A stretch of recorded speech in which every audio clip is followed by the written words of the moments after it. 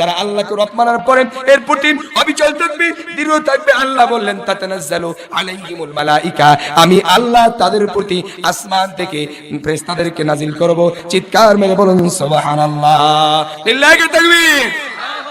লক্ষ্য করেন, শুধু তাই না, এক নম্বর ঘোষণা তাতানাজ্জালু আলাইহিমুল মালাইকাতু আল্লা তাখাফু ওয়া লা তাহজানু ওয়া আবশিরু। লক্ষ্য করেন, দুই নম্বর ঘোষণা হলো আল্লাহ তাখাফু, তাদের কোনো ভয় নাই। যারা বলবে আমার রব আল্লাহ, যারাই বলবে আমার রব আল্লাহ, যারা বলবে আমার সব কিছুর নিয়ন্ত্রণ একজনের কাছে, তিনি কে? জোরে বলেন কে? এবং এর প্রতি দৃঢ় থাকবে। আল্লাহ বলেন শুধু ফেরেশতা দেব না, ফেরেশতা ছাড়াও আরো সংবাদ আছে।